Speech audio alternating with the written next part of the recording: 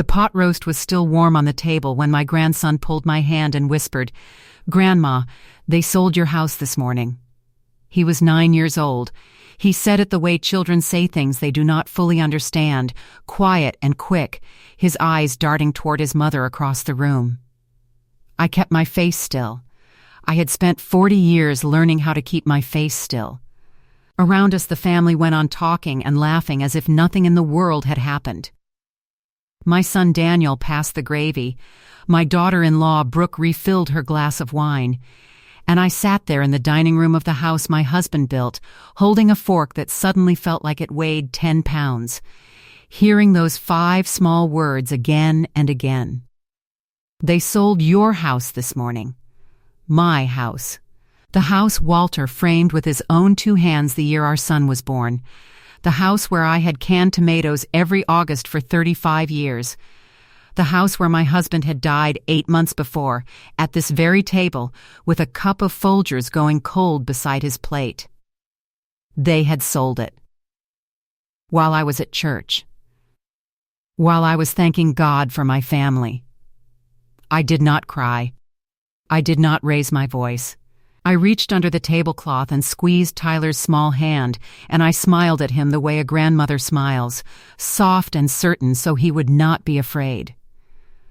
"Thank you, sweetheart," I said. "You did the right thing telling me." Brooke looked up then. She caught me smiling, and she smiled right back, that bright, easy smile she used whenever she thought she had won something. She did not know why I was smiling. She thought I was a tired old woman who would sign whatever they put in front of me, who would move into whatever small room they chose, who would say thank you for the privilege. But Brooke did not know what was written on the deed to that house. She did not know the one thing Walter had done the spring before he died. And she did not know that I had read every word of it. Let me go back, because you should know who I am before I tell you what I did. My name is Vivian Caldwell. I am 70 years old. For 35 years I kept the books for a little family grocery called Hartwell's, 2 aisles and a meat counter on the corner of Main and 3rd. I counted other people's money for a living. Every Friday I balanced the register down to the penny, and if it was off by a nickel I stayed late until I found it. People used to tease me for that. Walter used to say I could find a lost dime in a snowstorm. I suppose that turned out to matter more than any of us ever knew. I married Walter when I was 22. He was a carpenter, a quiet man with sawdust always in the creases of his hands. He built things to last, cabinets, porches, staircases, our whole life. When I was carrying Daniel, Walter bought a narrow lot on Linden Street that nobody else wanted, and he built us a house on it, board by board, after his regular work was done. It took him 2 years. I held the flashlight for him on summer nights while he hung the doors. That house was not just where we lived. It was him. It was every promise he ever made me, turned into wood and nails.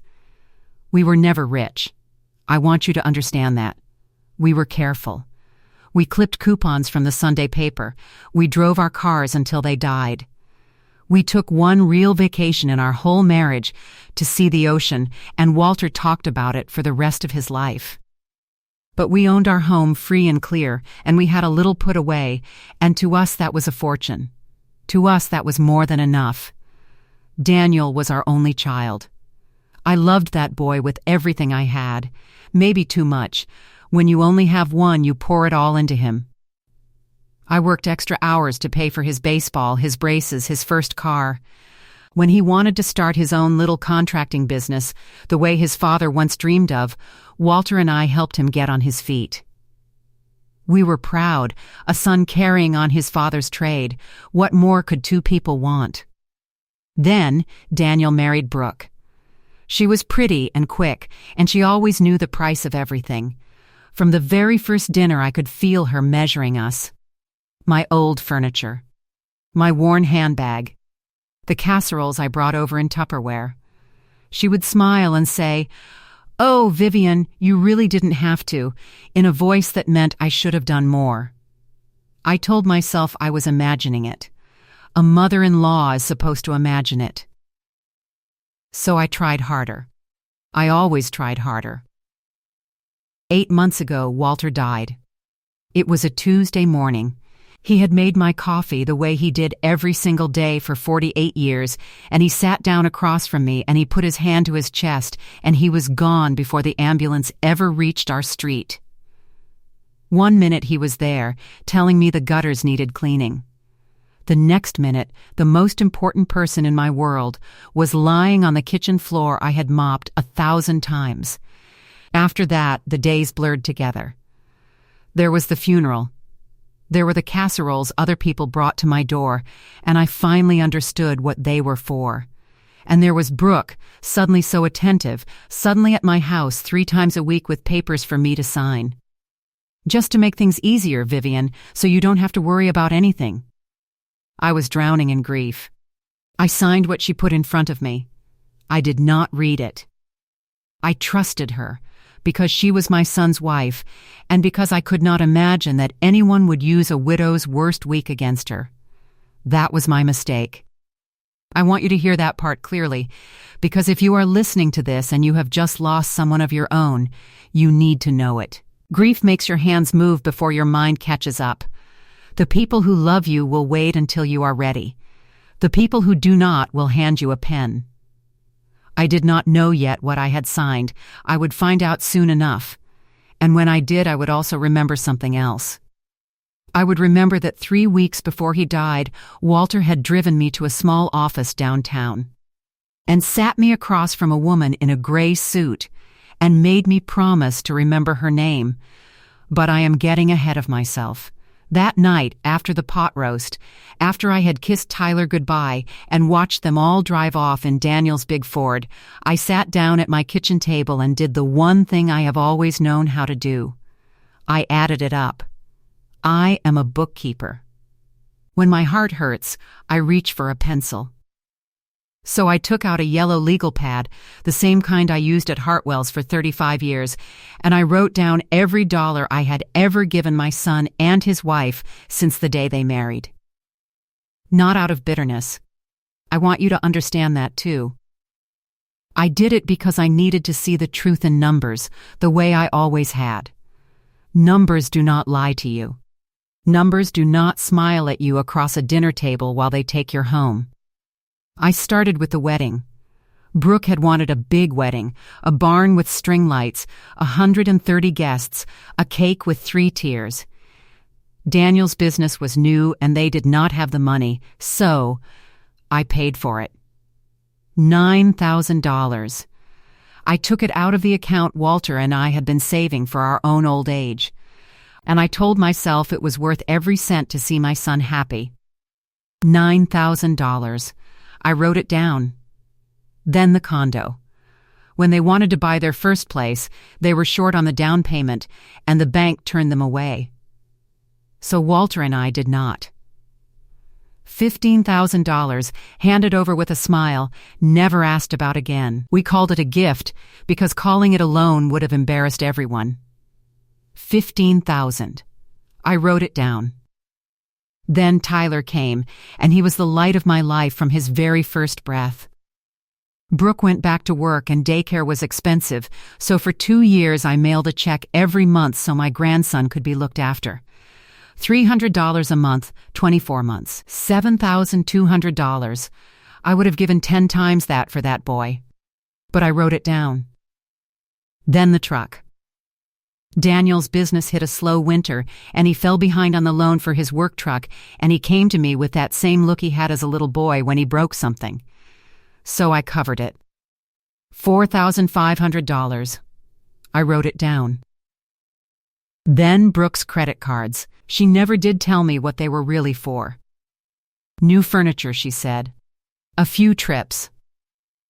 One afternoon she cried at my table and said the interest was eating them alive, and I paid the whole balance so my son would not lie awake at night. $3,800. I wrote it down. And then all the smaller things, the way water wears down a stone, the new roof when theirs began to leak, because Daniel was too busy to climb up and fix it himself. The washer and dryer from Costco when their old set gave out. Little checks here and there that never seemed like much on their own. $2,200 all told. I wrote it down. Then I added the column. $41,700. I sat and looked at that number for a long time. The kitchen clock ticked on the wall. Walter's chair sat empty across from me.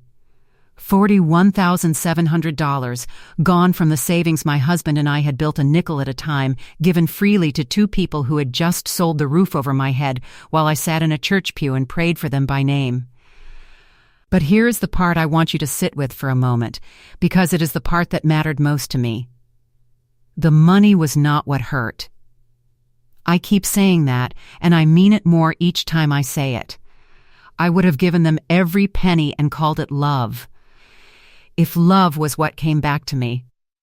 What hurt was the arithmetic underneath the arithmetic. The real ledger. In 4 years, Brooke had never once called me just to ask how I was. Not one time. Every call had a number attached to it. And when was the last time my own son had sat with me and asked about my day, my health, my husband who was lying in the ground while they decided what to do with his house? I tried to remember. I could not. There was no entry for it. That column was empty. I thought about the things I had not done, because I was always doing for them. The trip to see my sister in Arizona that I kept putting off because something always came up with the kids. The little sewing room I never finished because the money kept going to their emergencies. The new glasses I needed and kept not buying. I had spent my widowhood the same way I had spent my whole life, making sure everyone else was comfortable, and in return they had decided that the simplest way to handle their inconvenient old mother was to sell her house and put the money in their pockets. I will tell you what I felt, sitting there. It was not rage. Rage is hot and fast, and it burns itself out. What I felt was colder than that and steadier. Something I had never once let myself feel before. It was clarity. For the first time in 8 months, the fog of grief lifted, and I saw my son and his wife exactly as they were.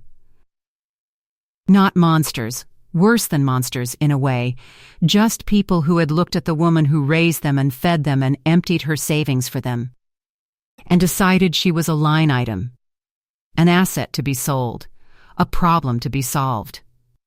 I turned the legal pad over so I would not have to look at the number anymore. I washed my 1 coffee cup and set it in the rack. And then I did something I had not been able to do since the day of Walter's funeral. I walked into our bedroom, and I opened the bottom drawer of his dresser, the one I had not yet been able to touch, and I reached under his folded undershirts, and I found the thing I had hidden there in the worst week of my life, and then forgotten all about. A plain brown envelope, my name on the front, in Walter's careful carpenter's printing. And below my name, 4 more words that I had not understood at the time, and that I understood now. For when they try. I held that envelope in my hands for a long while before I opened it. My fingers were shaking, and not from the cold. Inside there was a letter, folded in thirds, and behind the letter a thick stack of legal papers held together with a paper clip that had gone a little rusty. I read the letter first. It was short. Walter was never a man of many words on paper. But I am going to make you wait for what it said, the same way I had to wait through everything that came after, because first I have to tell you about the next morning when my son and his wife came to move me out of my own home. They arrived at 9 o'clock. I heard the Ford in the driveway before I ever saw them. Brooke came in first without knocking, because she still had the spare key I had given her years ago, back when I thought a key was a sign of trust. She had a stack of flattened moving boxes tucked under her arm and that bright voice already going. "Vivian, good. You're up. We have so much to talk about." Daniel came in behind her, slower, looking at the floor. He could not meet my eyes. Even then, even doing what he was doing, my boy could not look at his mother. "Coffee?" I asked. "The pot's fresh. We don't have time for coffee," Vivian Brooks said. She set the boxes down on my kitchen table, right on top of the spot where the legal pad had been the night before. "We need to have a grown-up conversation, and I need you to really listen, okay? Can you do that for me?" She talked to me the way you talk to a child or a dog. I had learned to recognize that tone over 4 years. I sat down. I folded my hands. I listened. "So," she said, "Daniel and I have been worried about you. Really worried. You're out here all alone in this big old house ever since Walter passed, God rest him, and it's just not safe. It's not practical. The stairs, the yard, all of it. You could fall. You could leave the stove on. We can't sleep at night thinking about it." "I see," I said. "So we made a decision. As a family." She glanced at Daniel, who was studying his own boots. "We found a buyer for the house, a really good buyer. Cash, quick close, no fuss. It already went through this morning. And the timing is perfect, because there's this lovely little senior apartment over on Cypress Street, 1 bedroom, everything on 1 floor, and we already put a deposit down. You're going to love it, Vivian. It's so much more manageable." I did not say anything for a moment. I let the silence sit there in my own kitchen. "You sold my house," I said finally. Quietly, not a question. "We sold the house," Brooke corrected, smiling. "It was the right thing to do. The smart thing. And honestly, the money is going to be put to such good use. Daniel's business has been struggling, you know that, and Tyler's going to need things for school, and we have some debts that just keep, hanging over us. This way everybody's taken care of. Including you." "How much?" I asked. She blinked. "I'm sorry? How much did you sell my house for?" For just a second the smile flickered. "We got a great price. You don't need to worry about the details. We're handling everything." "Daniel," I said. I turned to my son. "Look at me." He looked up, slow, and there it was. Panic, shame, the eyes of a man who knew, somewhere underneath all of it, that he was doing something he could not undo. "Mom," he said, "it's for the best. We talked it all through. You'll be closer to us. You'll have less to worry about." "Less to worry about," I repeated. "You sold the house your father built with his own hands. The house he died in. You sold it while I was at church, and you came here this morning to pack me into boxes, and you did not ask me one single time what I wanted." Brooke's face hardened. The sweetness drained right out of it, the way it always did once the kindness stopped working. "Okay, see, this is exactly what we were afraid of," she said. "This is what I'm talking about, Daniel, the confusion, the paranoia." "Vivian, sweetheart, you did agree to this. You signed the paperwork weeks ago. Don't you remember? You signed it right here at this table. I have it in writing. So I really need you to not make this into something it isn't. Because frankly, the way you're acting right now, it only proves we made the right call." And there it was. The trap, closing. She had used the papers I signed in my grief. She had turned my trust into a weapon, and now she was going to use my own confusion as proof that I was too far gone to argue. I had seen a great many things in 70 years. I had buried my parents and my husband. I had balanced 35 years of books for other people.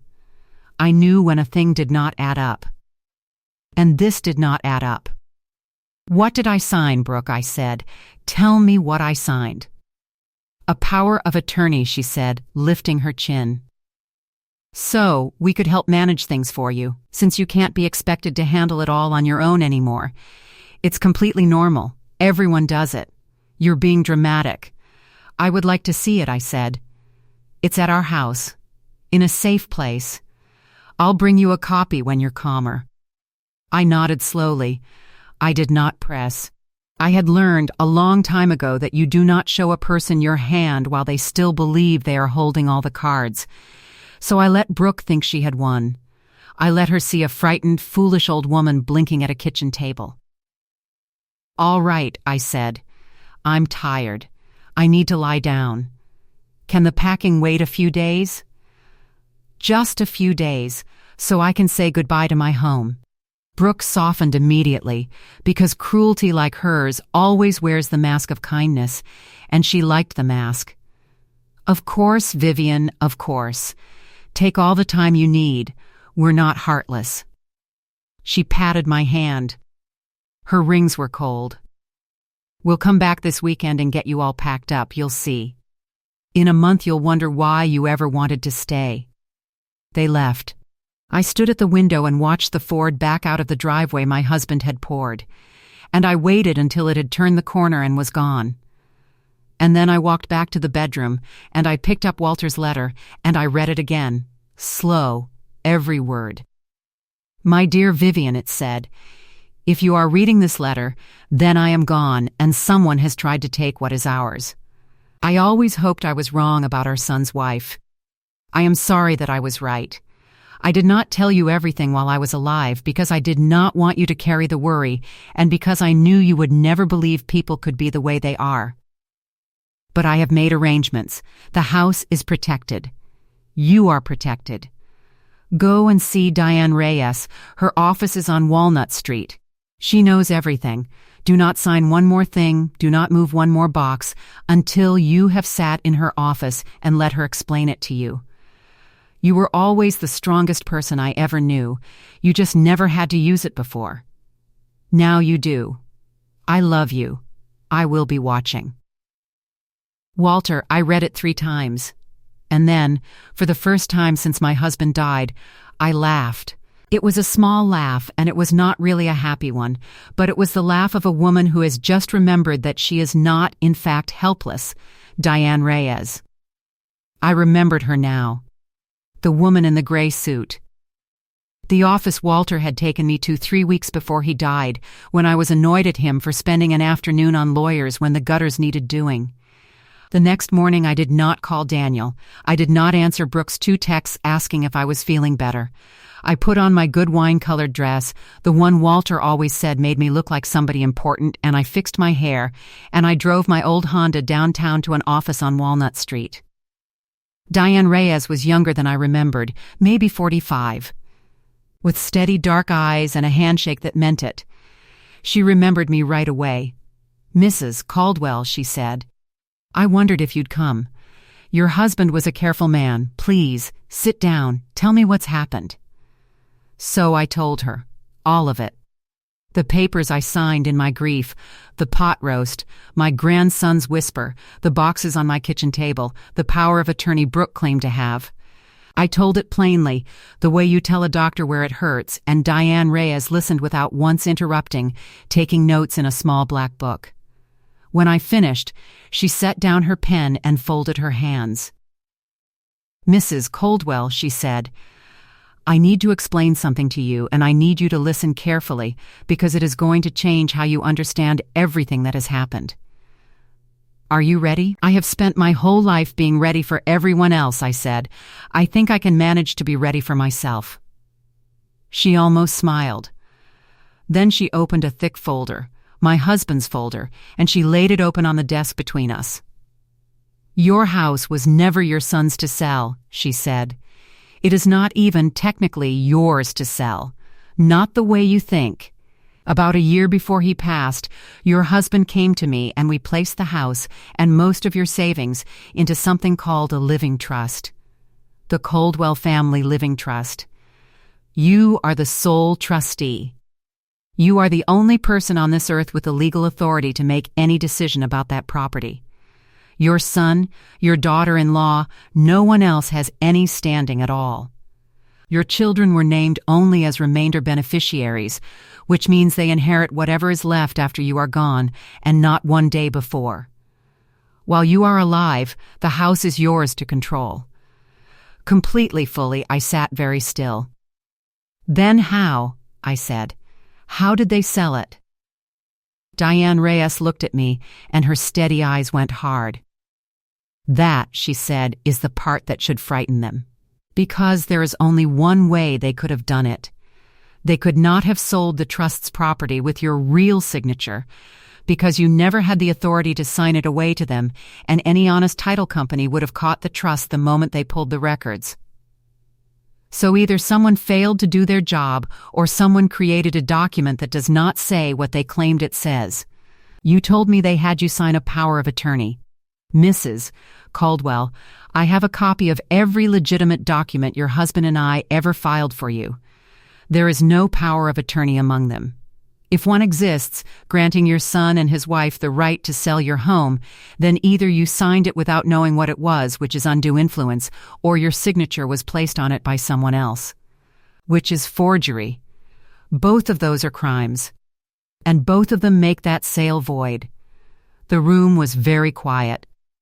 Outside the window, ordinary traffic moved by, ordinary people going about an ordinary day, and inside it, I felt the ground shift under everything I thought I had lost. Void, I said. Void, she said. It means the sale did not happen. In the eyes of the law, it means your house is still your house. And it means your son and your daughter-in-law have a very serious problem. I want to tell you what I felt in that moment, and I want to be honest about it, because I think honesty is the only thing worth offering you. I did not feel triumphant. I did not feel like cheering. I felt grief, fresh and sharp, because the last hope I had been quietly holding, the hope that there had been some mistake, some misunderstanding, that my son could not really have done this to me on purpose, died right there in that office. There was no misunderstanding. They had forged my name to sell my home out from under me, my own son. The boy whose flashlight I had been on summer nights while his father hung the doors. But underneath the grief, something else was rising, something steady, something that had been buried under 40 years of being agreeable. Diane, I said, what do we do now? She leaned forward. We do this carefully, she said, and we do it quietly. Right now, your son and his wife believe they have won.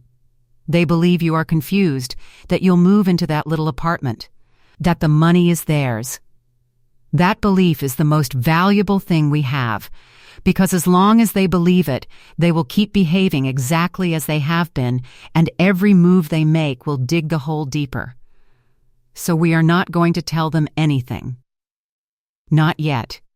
We are going to let them keep thinking they are dealing with a frightened old woman. And in the meantime, you and I are going to build something they cannot argue with. For the first time in a very long time, I felt like myself.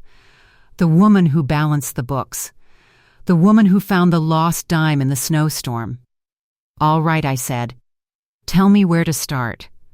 What followed were the strangest weeks of my life, and I will tell you in a way. Some of the most alive I had felt since Walter died. By day, I was the grieving, fading mother that Brooke needed me to be.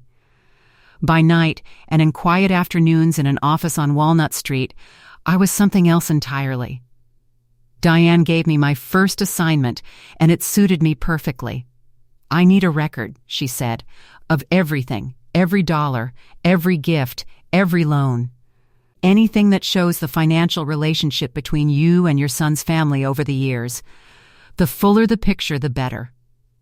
Juries and judges and prosecutors all understand one thing the same way, and that is a clean set of books.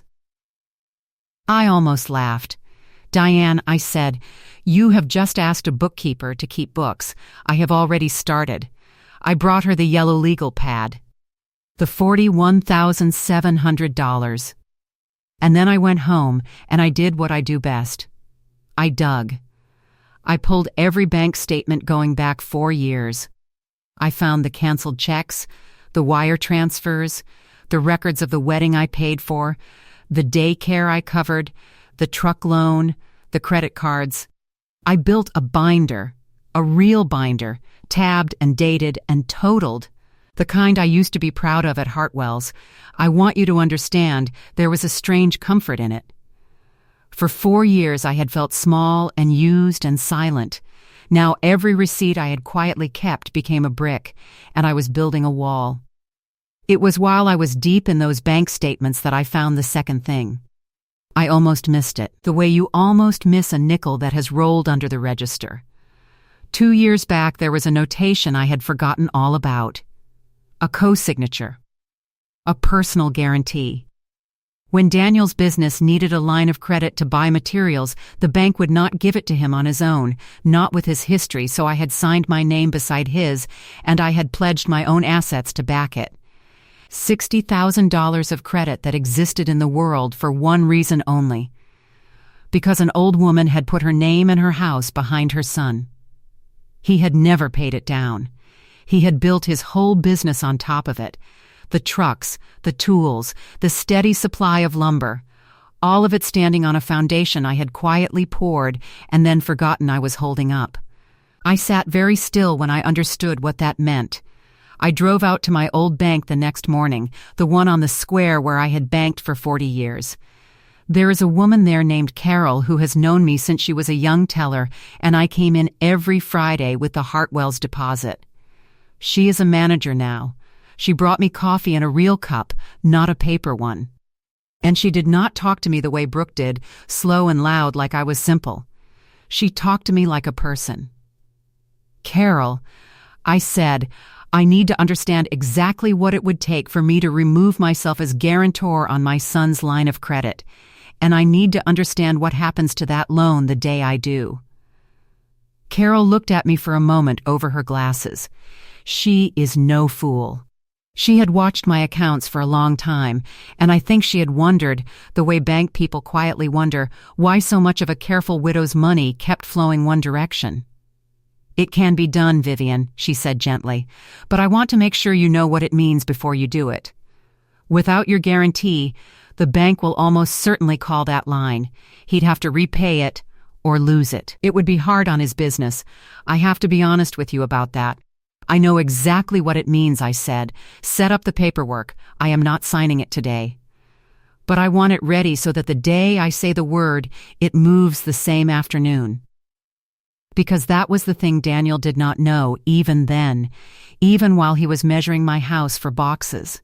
He thought the worst I could do was refuse to leave quietly. He did not understand that the floor he stood on was mine, and that I had only to step back to let it fall. I was not going to use it to be cruel. But I was going to have it in my hand, ready, the way Walter always kept the right tool within reach before he ever started the cut. The next thing Diane needed was the document itself, the supposed power of attorney, the thing Brooke claimed I had signed. We could not act against a forgery we had never seen, so I did something I am a little ashamed of and a little proud of all at once. I called my daughter-in-law and I made my voice small and trembling, and I gave her exactly what she wanted to hear. "Brooke, dear," I said. "I've been thinking, and you were right. I was being dramatic. I'm an old woman and I get confused, and you and Daniel have been so good to look after me. I want to do this properly. But before I sign the lease on that apartment, my late husband's accountant says I really ought to have a copy of that power of attorney for my own records. Just for the file. You know how Walter was about paperwork. Would you bring me a copy this weekend so I can show the accountant everything is in order?" There was a pause on the line. I could almost hear her deciding whether to trust it. But greed makes people careless, and Brooke had already decided I was no threat. "Of course, Vivian," she said warmly. "I'm so glad you're seeing sense. I'll bring it Saturday. You're going to be so happy in that new place." That Saturday, she handed me a copy of the document with her own hand, smiling the whole time, certain she was tucking the last loose thread into place. I thanked her and made her a cup of coffee and asked about Tyler's spelling test, and the moment her Ford was gone, I drove straight to Walnut Street and laid the copy on Diane Reyes' desk. Diane read it twice.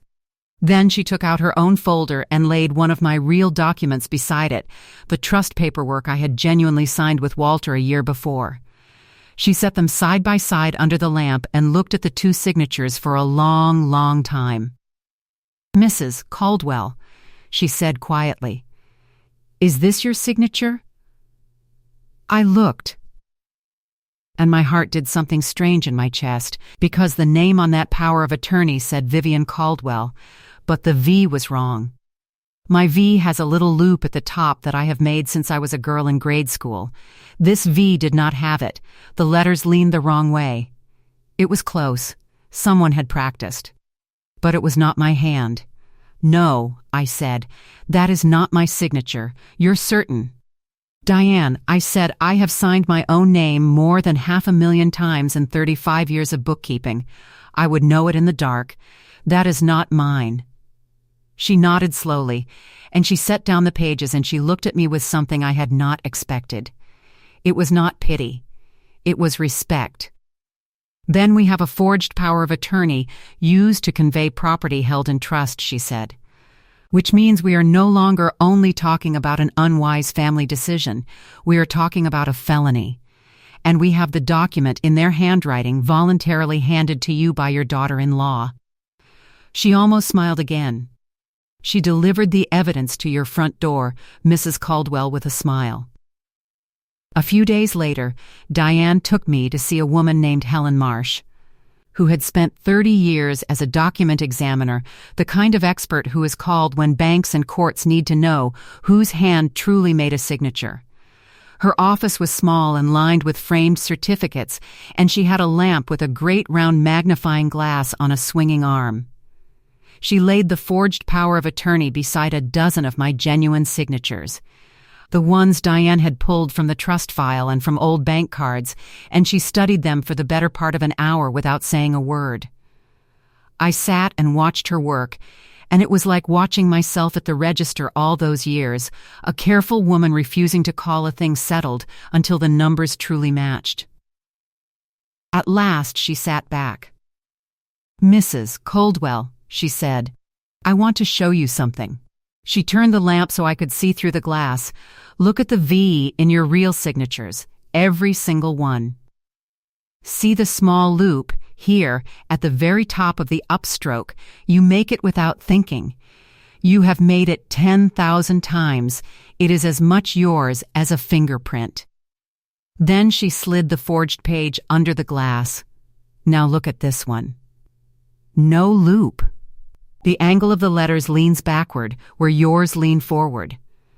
The pressure is heavier and slower, the way a hand moves when it is copying rather than writing its own name. Whoever made this practiced. They tried hard. But this was not written by the hand that wrote the others. In my professional opinion, this signature is not genuine. And I would say so under oath, in any courtroom in this state. I had known it already, in my heart. But hearing a stranger, an expert, say it plainly did something to me. It took the thing out of the realm of a grieving mother's hurt feelings and set it down on a desk as a hard, provable fact. My son and his wife had not made a mistake. They had committed a crime, and now there was a woman with 30 years and a wall of certificates who would stand up and name it. In the car afterward, Diane was quiet for a moment, and then she told me the part that worried her. "Here is our difficulty," she said. "Right now, the fraudulent sale is signed but not yet finished.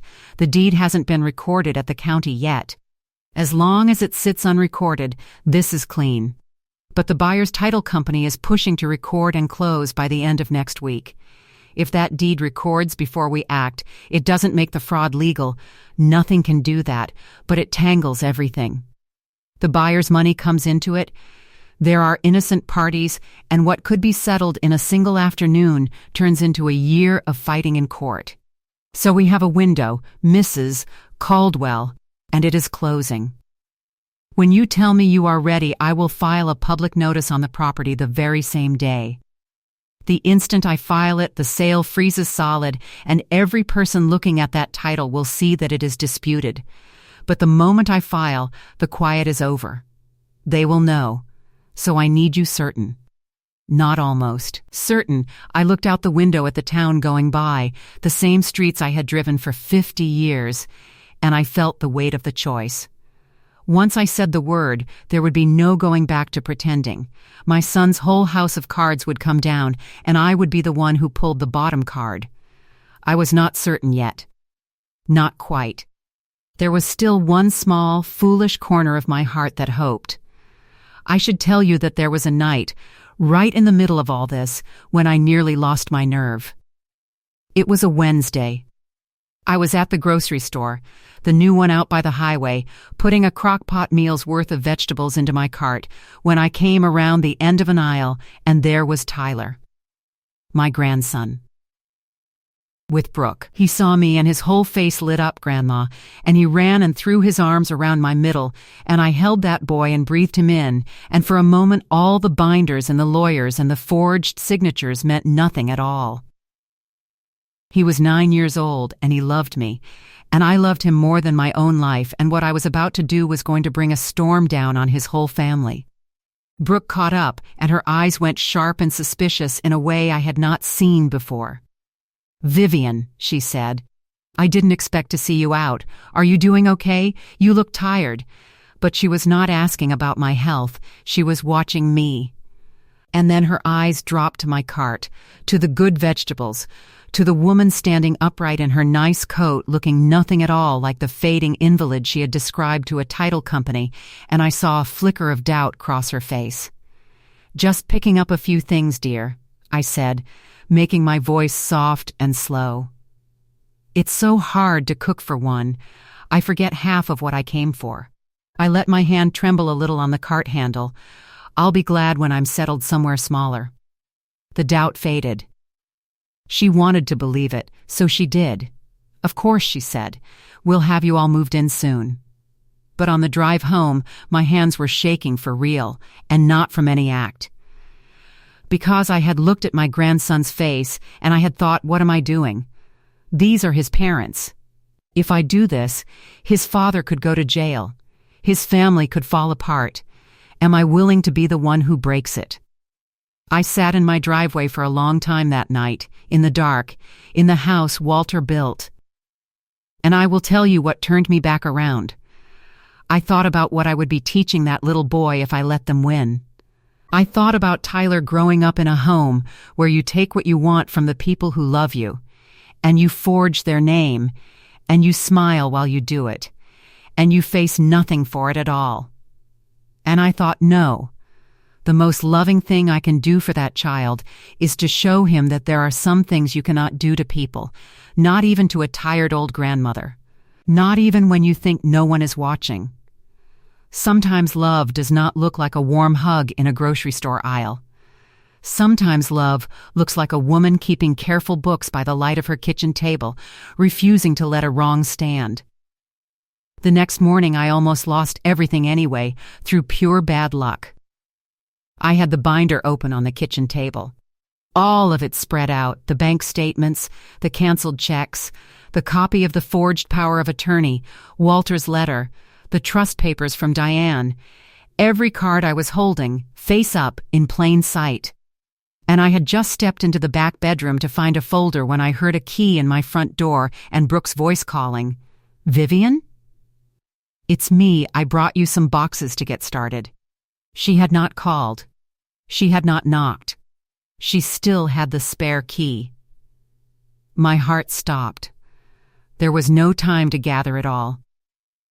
If she walked into that kitchen and saw the binder, the whole thing was finished, the surprise gone, the advantage lost, and a forger warned. I came out of that bedroom faster than my knees have moved in 10 years, and I met her right at the kitchen doorway. And I put my body between her and the table, and I did the only thing I could think of. I reached out and took both her hands in mine and held them, and I made my voice waver. "Brooke, dear, you startled me. My heart. Come sit in the front room, let me catch my breath." And I steered her, hands still held, backward and away, out of the kitchen and into the living room, talking the whole time about nothing. About the weather, about Tyler, anything, while behind her back I prayed she would not glance over her shoulder at the table. She did not. She sat. And the moment she was settled, I said, "Let me put on some coffee," and I went back to that kitchen and I closed the door behind me and I put my hand flat on the counter until my heart stopped pounding. Then I quietly stacked every page back into the binder and slid it into the cabinet under the sink behind the dish soap where a person like Brooke would never think to look.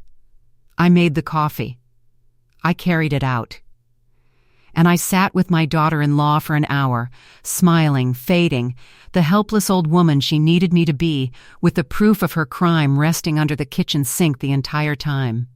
When she finally left, I sat down hard in Walter's chair, and I shook for a good while. It had been that close. A spare key and a careless afternoon, and it would all have been for nothing. That evening, after my hands were steady again, I walked across the street to Ruth's. Ruth lost her own husband 2 springs before I lost mine, and she is the only soul I had told the whole truth to. She poured us each a small glass of the sherry she keeps for company, and she listened to the story of the near miss, and when I was done she did not gasp or fuss. She just nodded slowly, the way women our age nod when nothing surprises them anymore. "You know what you have to do," she said. "I know," I said. "I have to take the key back. I should have done it months ago." "That's not what I mean." Ruth set down her glass. "Vivian, you keep saying you're doing this for the boy. For Tyler. And I believe you. But I want you to do one thing for yourself too before this is over. I watched you for 4 years. We all did, the whole street. We watched you give and give to that boy and his wife, and we watched them treat you like the help, and not one of us ever said a word. Because it wasn't our place." She reached over and took my hand. "I'm saying it now. They were wrong. You were never a burden. You were never confused. You were the most capable woman on this block, and they needed you to forget it so they could take what was yours. So when you finish this, don't just win the house back. Take that part back too. The part that knows exactly who you are." I have thought about those words many times since. Ruth saw something I had stopped letting myself see. For so long I had believed the only thing I had to offer anyone was what I could give them. My money. My casseroles. My endless swallowing patience. It had never once occurred to me that I was worth something simply as myself, an upright woman with a clear mind and a name worth protecting. Brooke had counted on me not knowing it. Ruth made sure I did. I changed the locks 2 days later, and the next morning I called Diane Reyes and I told her I was ready to finish it. "Good," she said. "Because we have a problem, and we have to move fast." I pulled the county records this morning. The deed from the fraudulent sale hasn't been formally recorded yet, but the buyer's title company is pushing to close it out by the end of next week. If that deed records before we act, it doesn't make the fraud legal, but it tangles everything. An innocent buyer's money gets involved, there are new parties, it becomes a longer and uglier fight. We need to get ahead of it. Today I'm filing a notice on the property. A public flag that tells the whole world this title is disputed and no one should touch it. The moment I file it, the sale freezes. And the moment it freezes, your son and his wife are going to find out the ground has moved. So I need to know you're ready for them to know. Because once I file, the quiet part is over. I looked around my kitchen. At Walter's empty chair. At the window over the sink where I had watched 1,000 mornings come up over the yard. "File it," I said. She filed it that afternoon. It took 2 days for them to find out, and when they did, the phone rang at 7 in the morning. It was Daniel. His voice was high and tight, the voice of a man whose floor has just dropped away. Mom. Something's wrong with the sale. The buyer's lawyer called Brooke. They're saying there's some kind of legal hold on the house, a dispute. They're saying we can't close. Mom, do you know anything about this? Did you do something? Did somebody put you up to this? I held the phone, and I let the silence stretch, and then I said the truest thing I had said to my son in years. "Daniel," I said, "I think you and your wife should come over, and I think you should bring whatever lawyer it is you've been using. Because we are going to sit at your father's table, and we are going to have an honest conversation. For the first time in a long time." There was a long pause. "Mom, what's going on?" "You're scaring me." "Good," I said gently. I scared easily for 70 years, Daniel. It's somebody else's turn. And I hung up. They came that evening. All of them. Daniel, gray-faced. Brooke, furious and rigid, gripping her phone like a shield. And a man in a cheap suit they introduced as their lawyer, though the way he kept glancing at the door told me he already suspected this was not going to go the way they had promised him. What they did not expect was the woman sitting calmly at my kitchen table beside me. Diane Reyes in her gray suit with two thick binders squared up in front of her and a stack of documents fanned out like a winning hand. "Who is this?" Brooke demanded. "This is Diane Reyes," I said. "My attorney. She was also your father's attorney, Daniel. Please, sit down." "All of you." They sat, slowly, the way people sit when they have just realized the room is not theirs. Diane spoke first, and her voice was even and unhurried, the voice of someone who has already read the last page of the book. "Thank you all for coming," she said. "I'm going to keep this simple, because the facts are simple. Mr. and Mrs. Caldwell, you arranged to sell a property located on Linden Street. I want to make sure everyone understands what that property actually is. As of 14 months ago, that home, along with the bulk of Mrs. Caldwell's savings, is held in the Caldwell Family Living Trust. Mrs. Vivian Caldwell is the sole trustee. She is the only individual with any legal authority over that property. The two of you have no authority over it whatsoever. None. You are remainder beneficiaries, which entitles you to whatever remains after Mrs. Caldwell's passing, and to nothing at all before it." The lawyer in the cheap suit went very still. Brooke opened her mouth, but Diane kept going. "So I had a question," Diane said. "How does one sell a property one has no authority to sell?" And there was only one possible answer. So I obtained a copy of the document you used, the power of attorney. She slid it across the table. "Mrs. Caldwell, is that your signature?" "No," I said. "It is not." "Mrs. Caldwell has signed her legal name an estimated 500,000 times across a 35-year bookkeeping career," Diane said. "She can document the specific, consistent way she forms the letter V, with a loop she has used since childhood. That loop does not appear on this document. I have already had it reviewed by a handwriting examiner this week, informally, and her opinion matches Mrs. Caldwell's. This signature was not made by Vivian Caldwell. She let that settle. Which means a forged power of attorney was used to convey property held in trust. That is not a misunderstanding. That is forgery, and it is fraud, and depending on how the funds moved, it is several other things as well. Those are felonies in this state." The cheap suit lawyer cleared his throat and spoke for the first time. "I think," he said carefully, "that my clients may have, received some bad advice about the structure of the ownership. I'd like to suggest we treat this as a civil matter that can be unwound quietly."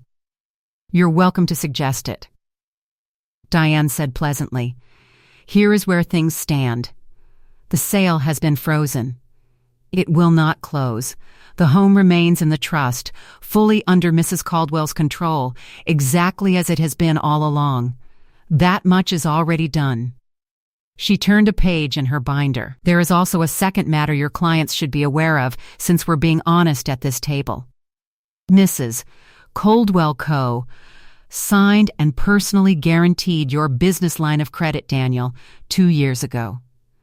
$60,000 of available credit that exists only because your mother put her name and her assets behind it. She also wishes to inform you that she is withdrawing that guarantee effective immediately and notifying the bank in the morning." I watched my son's face when he understood that one. The truck, the tools, the whole business his father's hands had taught him, all of it standing on a foundation I had quietly poured and was now just as quietly taking back. "Mom," Daniel's voice cracked. "Mom, you can't. That'll ruin me. And here is the moment I had been waiting for, though not in the way you might think. Because I did not feel the urge to gloat, I had imagined I might.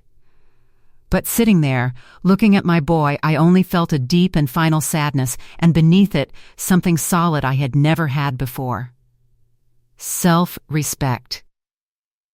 "Daniel," I said, "look at me. For once in your life, look at me and not at the floor."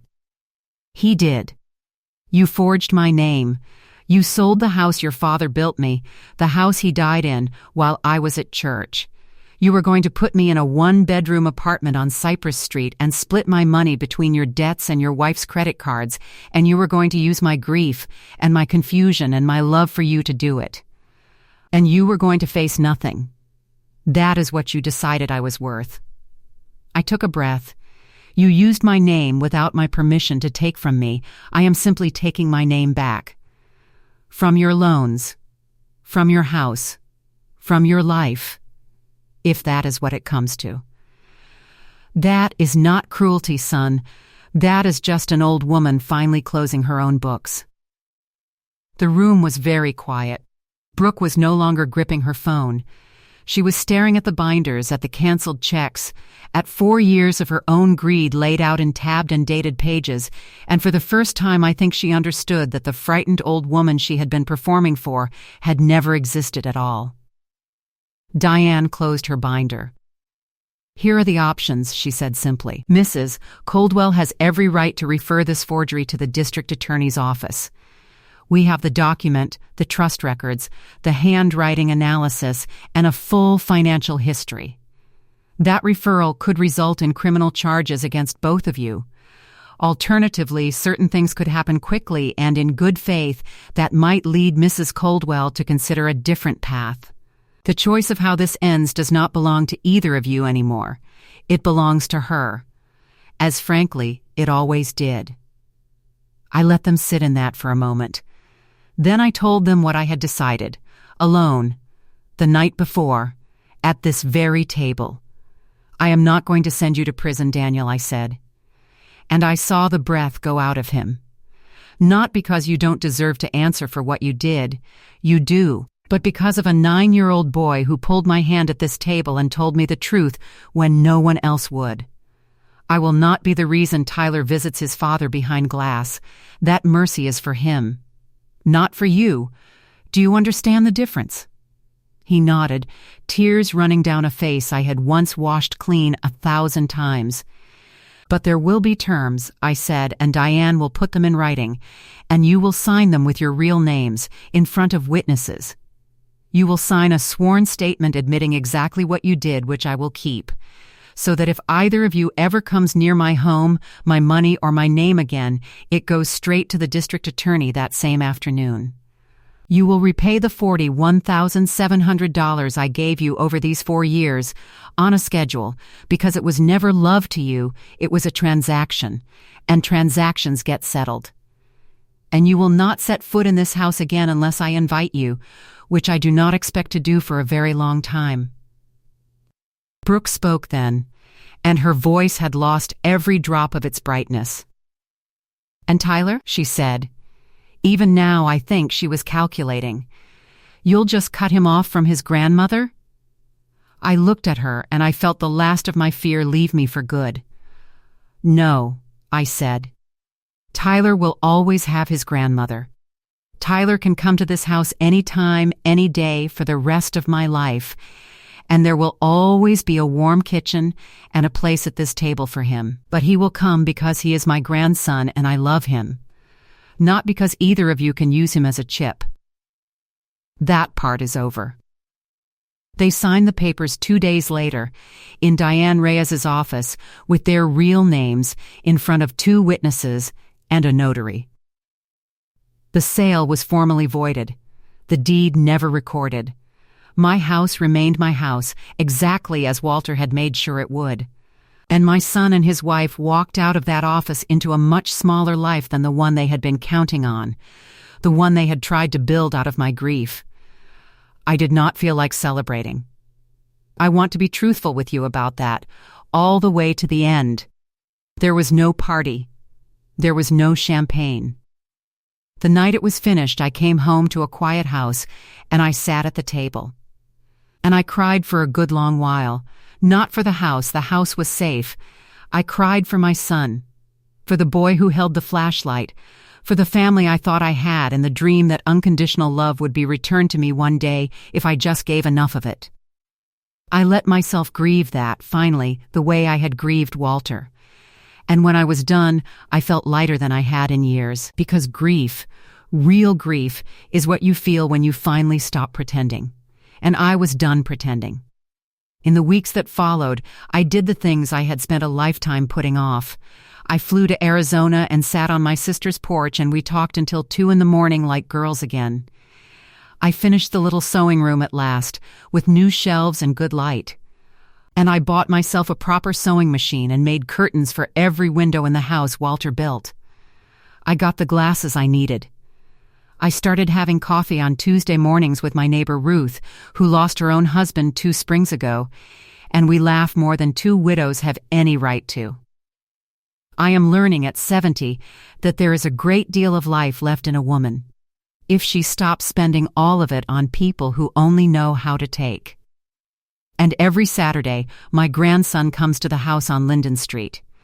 His parents drop him at the curb and they do not come in, and that is as it should be. For now. But Tyler runs up the walk his great-grandfather poured, and he comes through the door that his great-grandfather hung. And the kitchen smells like whatever we are about to bake, and we spend the whole afternoon together. I am teaching him to make my pie crust. I am teaching him to balance a little checkbook I gave him, so he learns young that numbers tell the truth even when people don't. And last Saturday, with flour on his nose, he looked up at me and said, "Grandma, I'm really glad I told you about the house." I knelt down, my old knees and all, and I took his face in my 2 hands. "Sweetheart," I said, "you were braver than every grown-up in that room. You told the truth when it was hard. Don't you ever lose that. It's the most valuable thing you own." Then we went back to the pie. This morning I woke up early, the way I always have. 40 years of habit no retirement could break.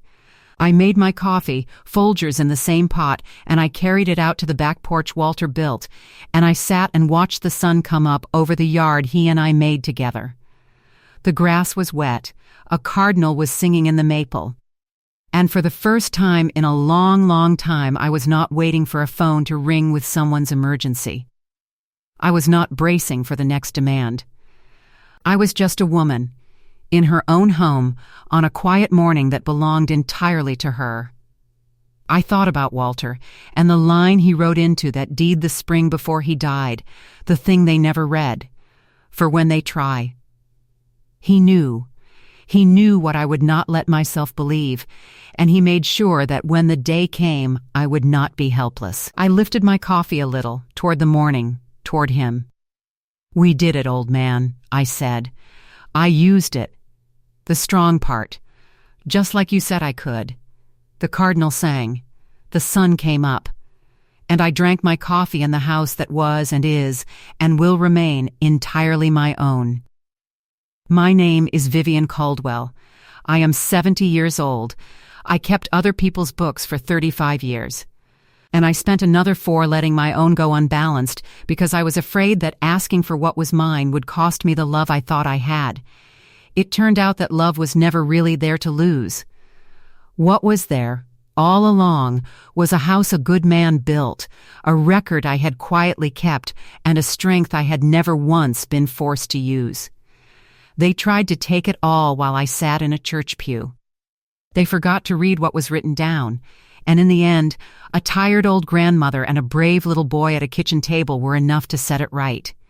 If you have ever been treated like a line item by the people you gave everything to, I hope you will remember what an old bookkeeper learned too late and then just in time. Keep your own books.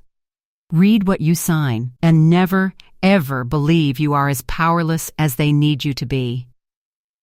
The sun is up. My coffee is warm.